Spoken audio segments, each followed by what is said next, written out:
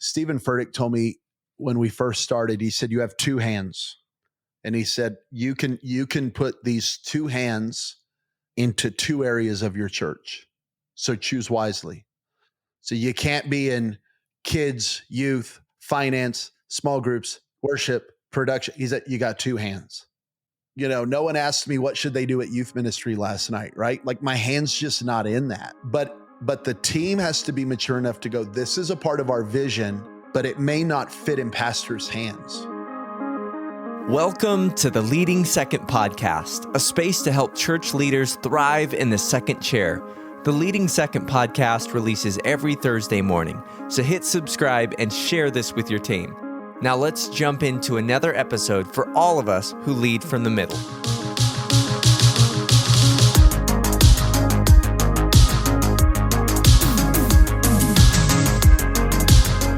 Hello and welcome to the Leading Second podcast. It's our honor to have you. So glad you've made it to this space today. If you lead from the middle in any capacity, Leading Second is for you. If you find this episode helpful, we'd love for you to visit leadingsecond.com/podcast because there's a downloadable episode guide. We actually create one for every episode so you can use it for your own notes or use it with your team. We would be so thankful if you help make some noise about the podcast by sharing it with your team, or you can post about it online. And of course, ratings and reviews always help share the message about Leading Second. Well, we have an incredible episode for you today, so let's jump into the conversation. Well, Jabin, welcome to the Leading Second podcast. It is an absolute honor to have you on with us today. Thanks for joining us. Thank you. Love what you're doing. Love the ministry, and honored to help anybody I can. And hopefully I'll help more than just cause trouble today. So let's cause some trouble. I think we need some good trouble.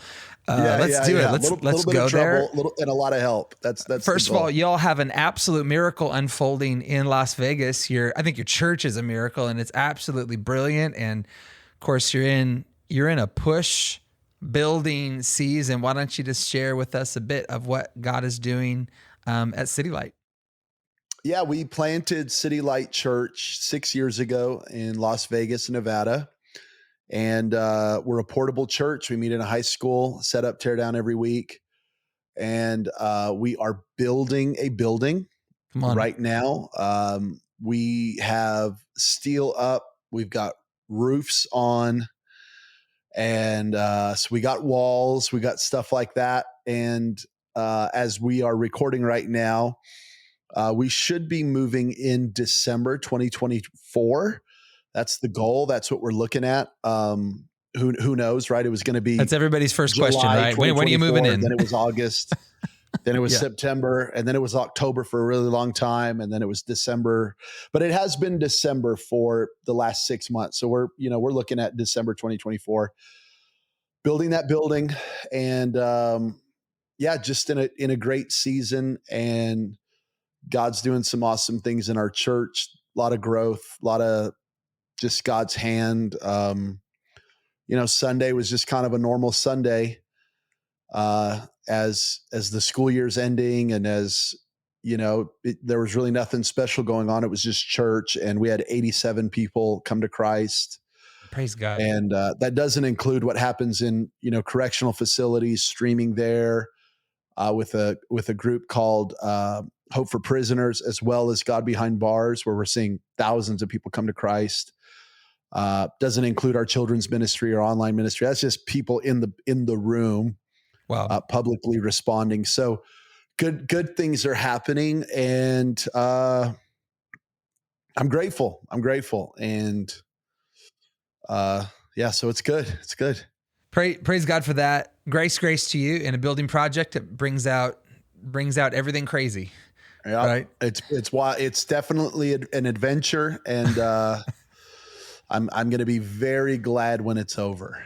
That's what I'll say about it. It's awesome. That's awesome.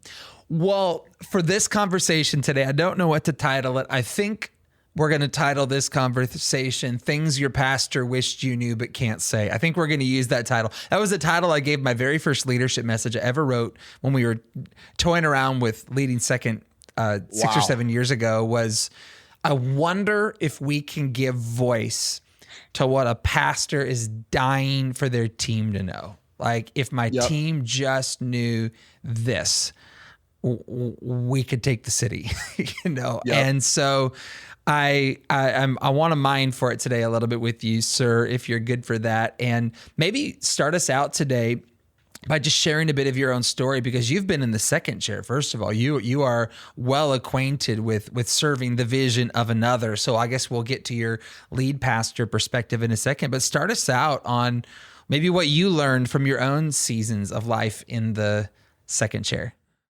Yeah, I think that what I learned about now, now that I'm in this chair, is that as a second chair leader, I really did I loved the church. I loved the body of Christ. I loved my home church.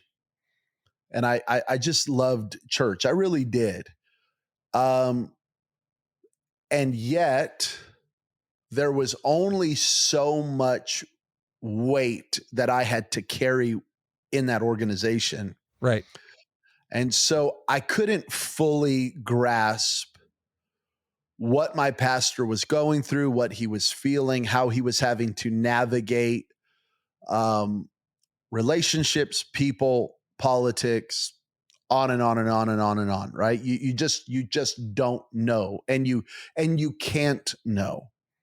And I think it's important for a second chair person to understand that you just don't know what you don't know, and that's okay. Embrace that.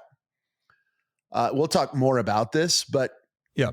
you have to learn how to give your leader a lot of grace, because you just don't know. And the way that I explain it is like this. Before I was a senior pastor, I loved the church. But here's how I'd explain it. I loved it like I love my nieces and nephews. I love my nieces and nephews. Wow. I'd die for my nieces and nephews. I would adopt my nieces and nephews. I'd help my nieces and nephews. I would, like, whatever they need, they can have it. Like, I love my nieces and I love my nephews, but I don't love them like I love my daughter. Wow. Wow. And I don't love them like I love my wife. And if you told me, do I choose my wife and daughter or do I choose my nieces and nephews? Sorry. Choosing my wife and daughter. Here's how I would explain it. I loved the church and the body of Christ. I really did. But when I became a senior pastor, I went, oh. And it's like before you're a parent, you don't even understand. You cannot. I remember a friend telling me there's a whole part of your heart that you don't even know exists yet until you hold your baby. True. You don't even know it's there. And I can honestly say that as a senior leader, you go in at such a radically different level because of the responsibility and because of what you're navigating. It's very hard. And so I don't expect my team to totally love City Light Church the way that I do. But I also need them to give me the grace, and they need to have the humility to go, yeah, and I don't think I feel it like he feels it. Totally. So there's this trust that they've got to have in me, and there's this grace that I've got to give them. And it really is a tension. It's as Kevin Gerald says, it can't be something that we just get rid of. It can't be a dumb dichotomy, right? It's like we can just get rid of it. It's like this tension that we've got to like live in. And, Andy Stanley talks about tensions to manage. It is this tension to manage. And I think, that's just, I don't know how to say that, but but I need the team to trust me, and I need to give them grace. And I think it's really a tension point that you have to navigate. Okay, help me explore this for a minute. So I am, what is this, season 7? So I'm 7 years into having a version of this conversation with lead pastors. I get to sit with lead pastors all the time. I've done it for 12 years now. Every single last pastor, Jabin, describes it as wait. Everybody uses that word, wait. Can you take me one more layer into that? Because I feel like, well, first of all, it's accurate because everybody describes it that way. But there's a side to it the second chair doesn't see and doesn't know, and even maybe doesn't need to know, like you've just said. Well, can you describe that anymore? The word wait that you carry. I would say that, Paul talks about his trials, right? In 2 Corinthians 11. And he goes, on top of all of the trials, on top of being shipwrecked and almost killed and almost beat to death, and the persecution and the hunger and he goes through all this stuff, right? And then he goes, and on top of that, the weight of the churches. I believe it is a supernatural burden that God puts on a senior leader. It's what Hebrews 13 calls a pastor watches over your soul. I think that is an unavoidable spiritual gift that doesn't feel like a gift that God actually places on a pastor. Wow. Where we feel this thing. This is why pastors, by the way, can get controlling. It's not because they're evil. It's they don't know how to handle the weight. They don't know how to handle and trust God with it. And so you can end up getting real controlling.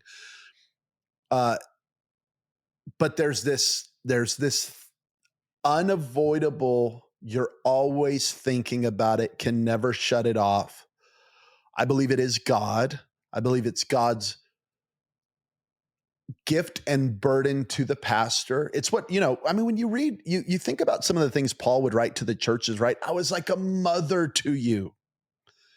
I was like a father to you, right? Like I didn't take any money from you. Like you think about the things that Paul would write. He was very emotional, and he's dealing with all of these feelings of you're talking about Apollos, and you're talking about this, and you're saying I'm not a good communicator, and you're right. And he's having to deal with this burden. I remember a story of Pastor Steve Hill. He's in heaven now, but he remembered he called his mentor Leonard Ravenhill, who wrote the famous Why Revival Tarries, and he said, Leonard, I can't sleep, I can't eat, I can't think. All I'm thinking about is my church. All I'm thinking about are the people. All I'm thinking about is what they're going through.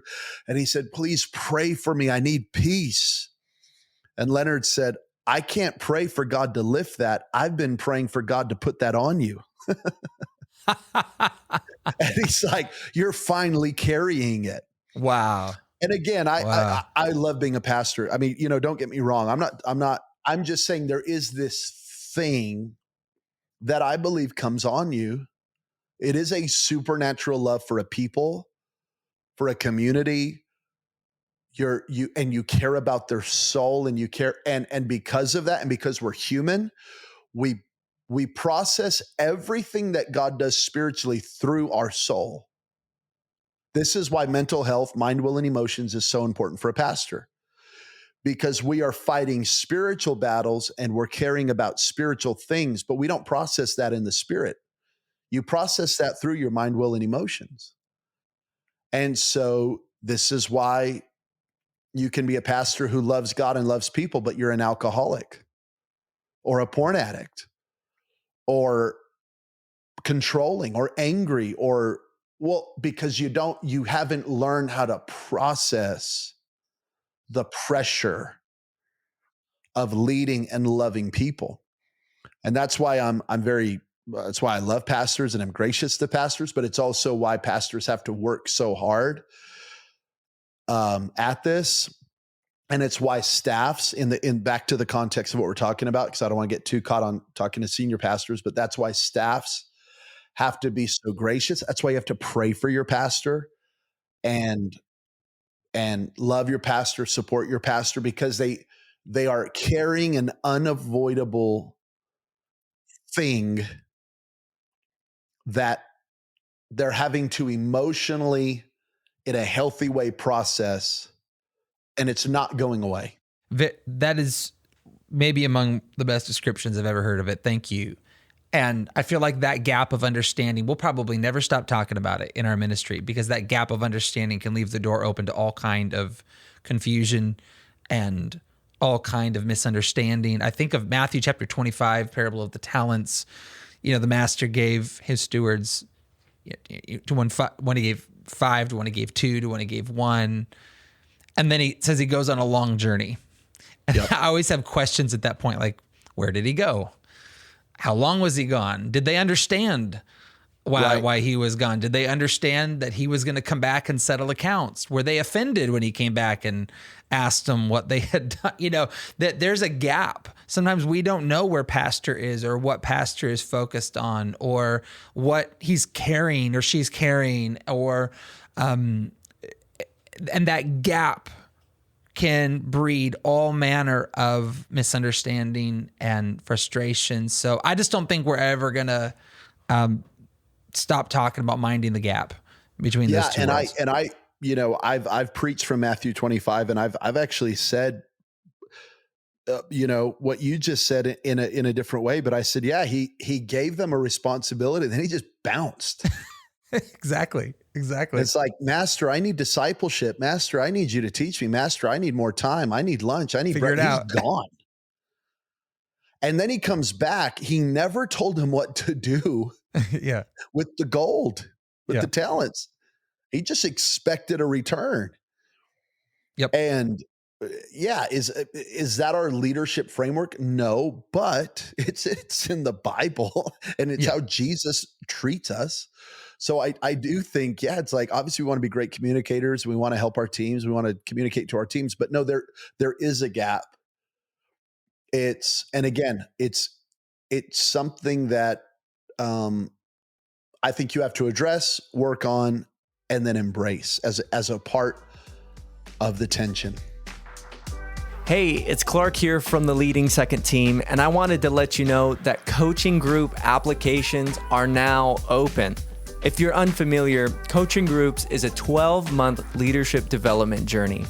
You're going to be equipped with tools to become the leader your team needs, and you'll find community with other second chair leaders so that you can thrive in your ministry. Our commitment is to walk with you on this journey to help you become the leader you've always wanted to be and have the community you've prayed for. To apply, go to leadingsecond.com/coaching-groups. So let's talk about a couple elements of that tension or those gaps. Let me just fire off a couple questions at you. First of all, what are some things that your team does well that lightens your load and supports you as a pastor? Or what have you seen from second chair leaders that effectively lightens a senior leader's load and supports them well? I'm in a unique role, and I'll just admit that because of my, and I'm not bragging or being, let me just start with where I'm at personally. I am gone a lot. Okay. I travel a lot. Pastor Kevin and I were just talking about this when I was in Seattle recently. You're trying to steward this weird thing that God has entrusted you with, to go travel and preach at churches while pastoring your own church. Not every pastor is going to have that. Not every pastor should want that. But for whatever reason, God allows that sometimes for people, and he's done that for me. And I've had to navigate that. I say that to say, so not every pastor is gone as much as I'm gone. I mean, I'm here right now, tomorrow I get on a flight. I'm in Charlotte this weekend, and then I'm back for a week, and then I'm in somewhere for a couple of days. And I mean, like, I do go, and I believe it's something that I have to steward. I say no more than I say yes by probably 90%, but I still do say yes to a lot of things. So one of the things that I've had to teach my team, and I think this is very important, is number one, you cannot bother me. You can't bother me. I don't want to bother you. I know you're busy. Very good. I know you got a lot on your plate. We do not talk like that. We've cut it out of our vocabulary. And I think it's very important for senior pastors who are listening to communicate to your team, hey, you have access to me. Now there might be some layers, right? I get that, but I'm talking about the people who relate to me. They don't talk that way. It's never, is this a good time? Can I call? I know you're busy. Never. They can call, they can text. They know my day off and they would honor that, right? But if it's an emergency, I'm going to get a text. Hey, I know it's your day off, but I need to talk to you. And so we've removed that, and I'm getting somewhere, is that I need communication. And when I'm dealing with a church of thousands of people, a staff, and then, oh yeah, a travel ministry, oh yeah, and then a wife and a child and life and friends and everything else, I need my team to proactively communicate and never assume. So it's always communicate. It's always reach out. It's always make the call. It's always send the text. It's always let me know. It's never, well, I didn't want to bother you. Well, I knew you were busy. I didn't know if you would care. You know what I'm saying? It's just like, so my thing to the, 1, 2, 3, 4, 5, 6, 7, 8 people that are in direct contact with me, it's like, I want to know everything. And the line of communication is constant. That lets me feel it lets me feel communicated to. And in the same way, I don't apologize to them. Hey, I know you're busy. Hey, now I don't, I'm not calling my team at 9:00 at night. Right. I'm not dishonoring their schedule, but my point is we have a free flow of communication.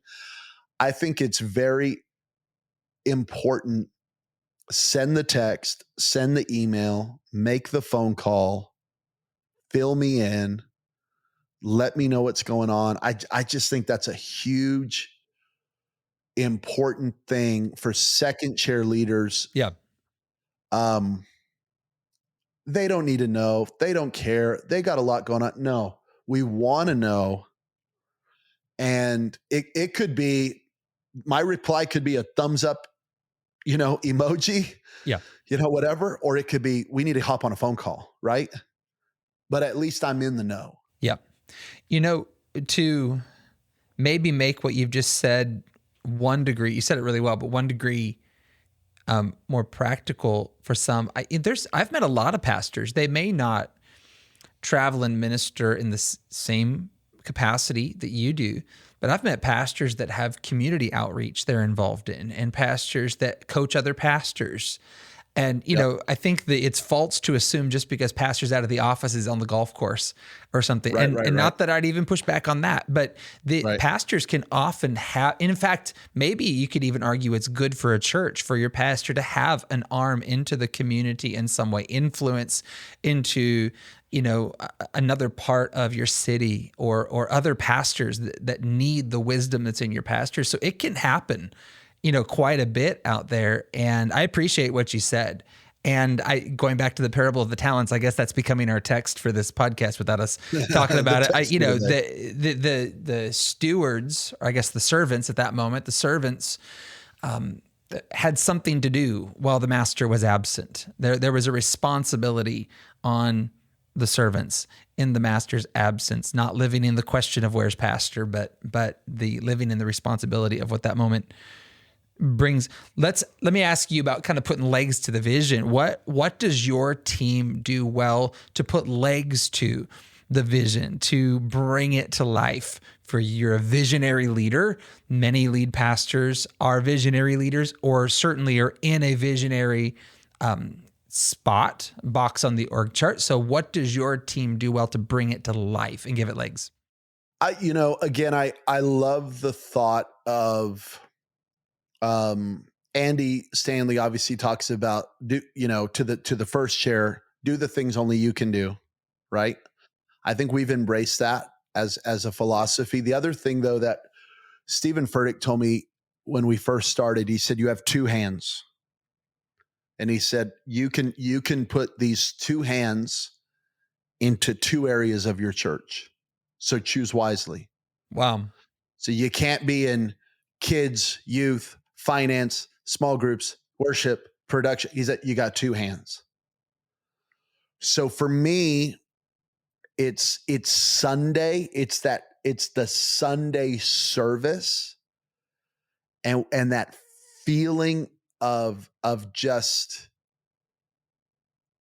what does that feel like on Sunday? And I've really been the architect behind our Sunday feel. And then I would say my other hand is worship, and which are really connected, but obviously I was a worship leader and, at songwriting, worship ministry, and that's really it. And then my wife is like creative and kids. And so I just say that to say, I can't be in everything. Our team knows that. And we've really worked hard at like, okay, here's what I can do. Here's what I cannot do, but here's the vision.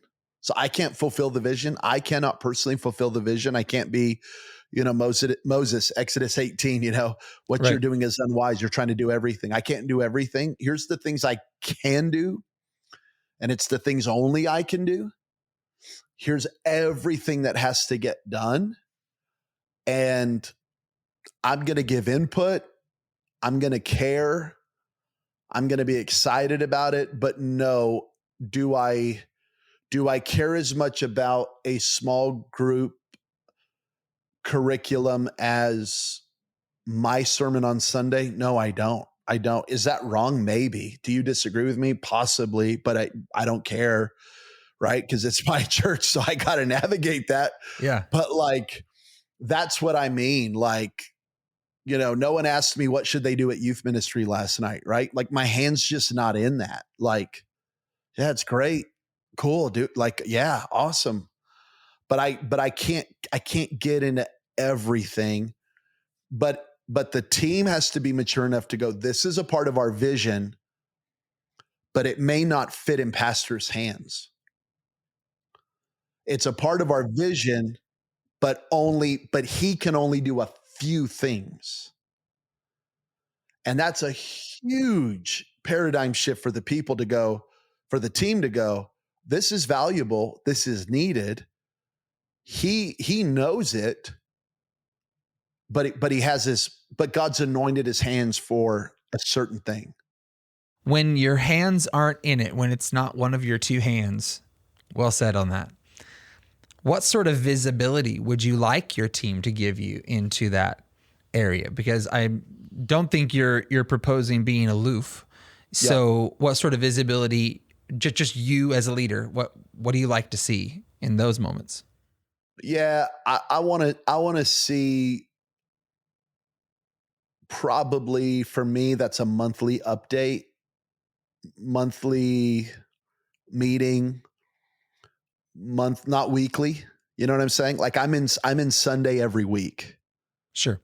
We're writing songs every week. I'm creating content every week, right? So and even really every day. So but the things that are not in my two hands might be monthly or quarterly, right? And I would say that's kind of how that works.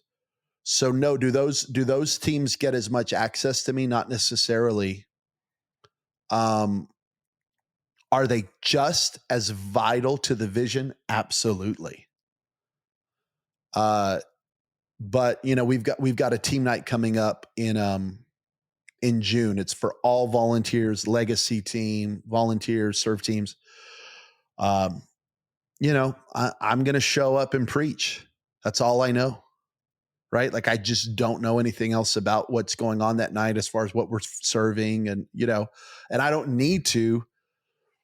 And yet I value the fact that we're going to feed our people and it's going to be amazing and fun. And there's going to be games and I did find out this week, there's going to be a mariachi group that's going to sing. So hopefully we're going to eat Mexican food. That's what I expect. Right. But uh, but like, but I also know what I need to bring to that moment, and all of it matters, but I can be briefed really quickly, where I'm giving hours to songwriting, right? And hours and hours and hours to content. And so there is a difference. And yet to me, team night matters. Team night to me is one of the most important things we do as a church. So I think that's just, that is a tension for team members to go, I know this matters, but it may not everything that's a part of our vision may be a passion point for the pastor. It's great. And that's fair. That's absolutely fair. That is fair. Let me ask you about another scenario. How would you want to see your team carry themselves when the load is heavy?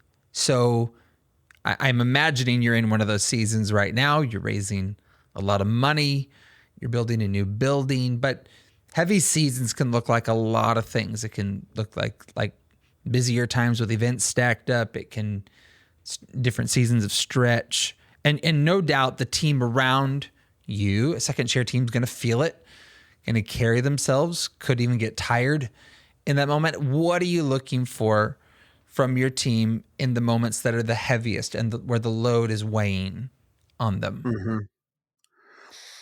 I think it is very important for the team to understand this. And of course it's important for a first chair to communicate this, but everything in ministry is seasonal. And so there are going to be heavy seasons, right? I would say Easter to Mother's Day is just like, here we go. Yep. Right. And I would actually say January to Mother's Day. Sorry. Like that's our growth, right? We kind of hit a little bit of a dip in March, and this year we didn't because of Easter, but we know that. And I think it's important to communicate that to the team and then the team to understand that. And then we talk about that. We try to help them with vacations and how to plan their rest around the craziness. I think teams, you need to be, as a team member, very responsible and honest with your leader about the weight that you're carrying, getting out and being responsible enough to get out in front of your own schedule and realize, okay, here's the grind of this season of our church. We're going to do this many major things. And I try to limit that, by the way. We probably do 8 major things a year, right? Not even one a month. And we could probably walk through what those are. I mean, that's maybe for a different podcast, but we do try to time those very carefully. But I would just say that, number one, you can lead tired, but you can't lead empty, and you can't lead tired forever. Right. So, but you can grind if you need to, if it's that kind of season. And so I would say communicating that with your leader, being responsible enough to plan out your vacations, plan out rest, plan out your times is going to be very important. And again, it's like, it isn't the first chair's responsibility to go, hey, have you taken a vacation? And Right. actually we have, because our team grinds. We're 6 years old, but in so many ways, I feel like we're a youth group. You know what I mean? It's just like, and so we actually had to talk to our whole exec team this year, just about like, I want to see vacations on the calendar, like right now, like plan them out. Because one of our couples who carry so much, they got to December with like all these days off. And it was like, how did that happen? Because it was just grinding. We're just building church. And so we have tried to be more careful about that. But I would say, even in my own life, I think I'm still working on that. We've been a lot better this year. We went into 2024 with planned vacations. I've never done that in my life. Really? I've always pushed until I couldn't think straight and then went, oh, I think we need a vacation or I'm going to quit the ministry. Right. So we've done a really good job of like, we had a break in February. We had a break in April. We had a break in May. And when I say break, it could even just be 2 days, but like we've had some, like, we're taking a break in July. I've got like moments, and I think it's very important, but I think for the teams, it's very important that you Very good. take advantage of those and get rest. Yeah. Maybe one more thing I'd want to explore with you really fast is the subject of alignment. And I've always taught alignment as a heart posture. I certainly believe it is, and I'm open to any thoughts you have on an aligned posture of our hearts. I think alignment is also an organizational issue. Alignment is also, are we all working toward the same things? Are our ministries strategically aligned so that we don't have youth ministry headed one way, kids ministry unintentionally headed a different way, that they're just not accomplishing the same things or even working against each other, or certainly not effectively with each other. So alignment is also this organizational issue to me. And I wonder what you see second chair leaders doing that is creating alignment well in a church or alongside of their pastor. Do you have any thoughts on that? Yeah, I think that a few things come to mind. One would be the fact that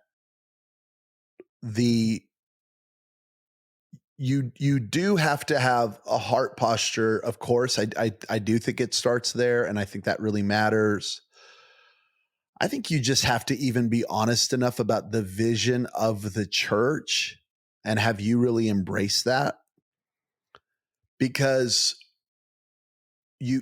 God does call you to a house. God calls you to a man and woman. God calls you to a vision. And you've got to like just settle that in your heart and then go all in on that. And I think that really does matter. I think so many times my frustration with second chair leaders is that they want clear direction from their leader. And I know what they're saying and what they want, but you still have to think. You have to love the Lord your God with all your mind. And I think so many times what I can see in second chair leaders, and again, we've had to work on this. I mean, this is one of our cultural things that we've had to fight for in our organization, is like, I can teach you how to think, but I can't teach you to think. You either think or you don't. And if you're not a thinker, you will not last at City Light. You just won't. If you're waiting for instructions, you won't last. If you're waiting for everything to be perfectly communicated, you won't last here, because you're gonna have to take a broader vision and think it through and then build it. And I just want to pull up this verse because it's actually in my phone, because I was just talking about it in Nehemiah 4:6. Nehemiah 4:6 says, the people had a mind to build. They had a mind to build. Another translation, it was their will to build. Another one says they had a willingness to work. These are just different translations, but I love the old King James when it says they had a mind to build. And I was just teaching our team on this. Like, you have to have a mind to come into alignment and make it happen. Well, I didn't get enough clarity. Well, they're not talking to me. Well, I just think sometimes that can be an excuse for not thinking and not bringing ideas and not bringing, I know the vision and I'm not trying to change the vision. Here are ideas to help that. And again, can everyone do that? No, but I mean, I think anyone who's smart enough to be listening to this podcast can. You know what I mean? Some Sure. people aren't smart enough to care, but I think if you're watching right now, you care. Yeah. Yeah. And and you're smart enough to connect to smart people like Brandon. So my encouragement to you would be like, if you are working for a visionary, so many times they don't have how you're going to get from A to Z. Sometimes they don't even know how we're going to get from A to B. But they see something and they hear something in their spirit, and they have this God picture. And I believe it is for the people to have a mind to build. I'll just give you one more verse. I'm not trying to preach, but in Exodus 25:8, and I literally just taught this to my team. So in Exodus 25:8, we didn't know where this was going. God says, have the people, have them build me a sanctuary, a place I can dwell with my people. Have them.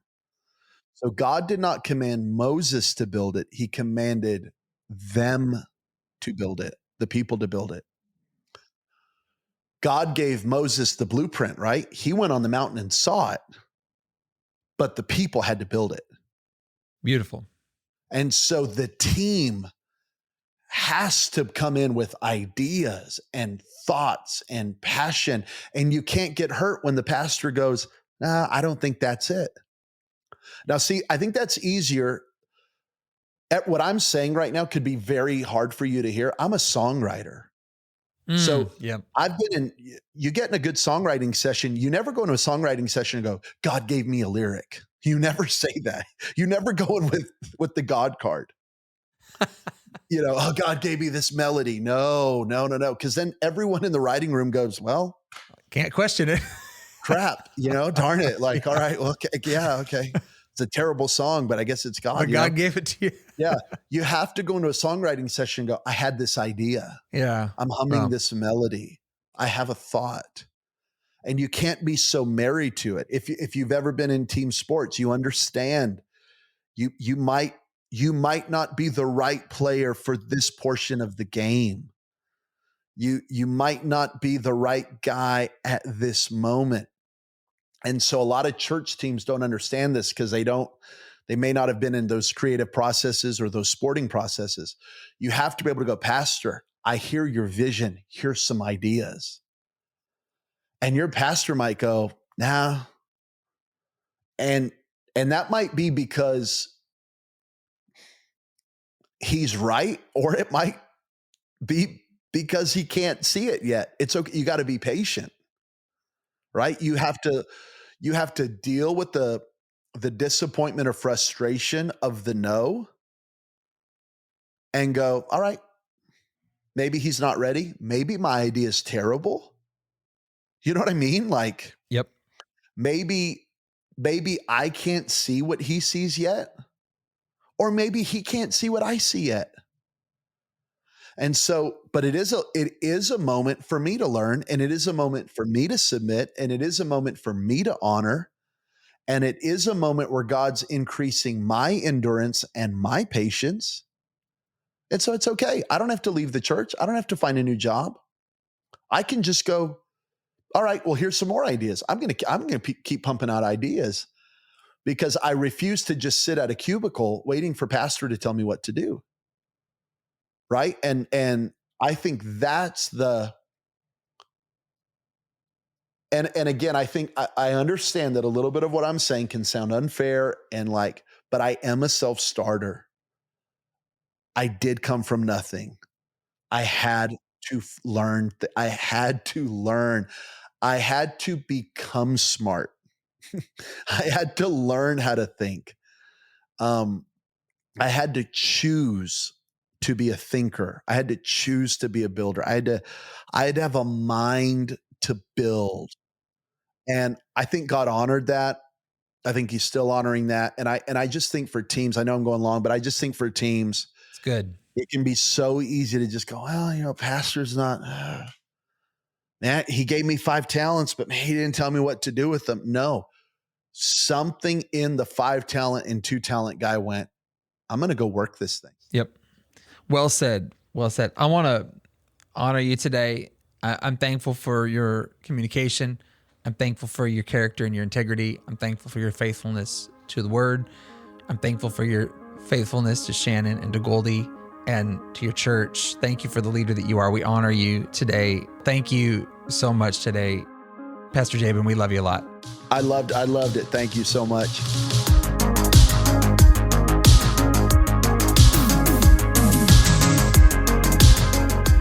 It is our honor to serve churches and leaders across the globe. We equip ministry leaders with the coaching, events, and resources needed to embrace their calling, get it right with their pastor, and lead in an uncommon way.